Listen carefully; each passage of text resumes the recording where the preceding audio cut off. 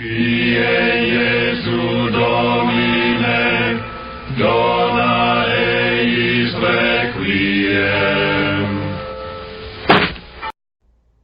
All right, good evening, and this edition almost got skipped of Hey Padre Podcast because the day got away from me. So here it is a little after 5 in the evening as we have started the fourth Sunday of Advent with Christmas less than 72 hours away.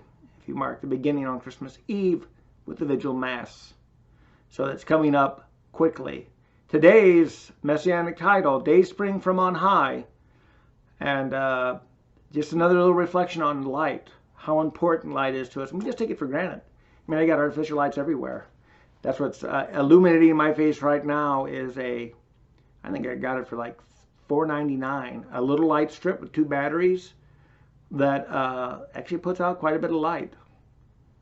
And, light provides color and form and texture. It brings everything into reality. Not that there aren't things in the dark, but since we're visual creatures, we don't get to see that much. Oh, look, there's a guest appearance by Jackson. It's hot up here. We've had a very warm day. I know the heat has not come on, but it's hot. Church was kind of hot tonight as we celebrated. But anyway, so it's another messianic title for Jesus, of the Dayspring from on high. So we celebrate him as the new dawn. A new day has come about with the mystery of the Incarnation. And of course, the Paschal mystery. We are in the opening seconds of the kingdom. I don't know where Jackson's going. Jackson, where are you going? Anyway, so we celebrate that gift again in this title. And it's hard for us to just appreciate how vital light is to everything we do because we have a super abundance of it. Artificial lights everywhere. And, some of them are now trying to mimic candlelight and daylight and different things. But it is amazing, because we know that when we have light, we have freedom to do. We can read. We can work, which is probably the biggest thing about light. We can work. The day's not done when it's dark.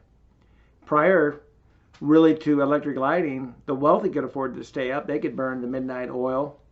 But anybody who was poor, they weren't going to be wasting oil or candles in the middle of the night. They might have a light by the fireplace and have their kerosene lamp, and it was time to go to bed. It was dark, go to bed, and then get up when it's light. So a lot more hours of sleep in the wintertime, which is probably natural if you think about that.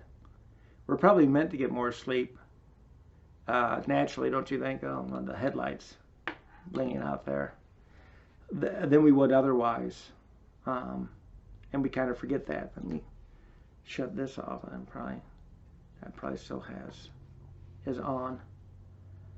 So 72 hours or less away from Christmas. Hopefully get all your Christmas shopping done. Christmas notes, different things. It all passes very quickly. And before we know it, it's here. And then the Christmas season goes by so quick, and it's done, and we're back into ordinary time. Much different feeling than Easter, which goes on for a very long time. So, celebrate the daylight.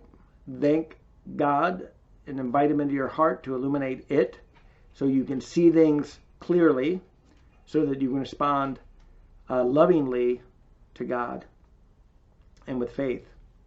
Today's gospel for Mass in the evening for the Sunday Mass was St. Matthew, and it's Joseph and his dream. And we'll talk more about that tomorrow, but you really have to be amazed at what happens with Joseph, because this is something totally unexpected from God. That for those who were awaiting a Messiah, they weren't expecting him to be the Son of God. Son of David, yes. Son of God, unheard of. Because that's not how the Jews and their God interacted. Even though Mary conceived by the power of the Holy Spirit. But all the pagans, they got sons and daughters of gods everywhere. And we'll talk about that in greater detail tomorrow how the ancient world was so kind of screwed up.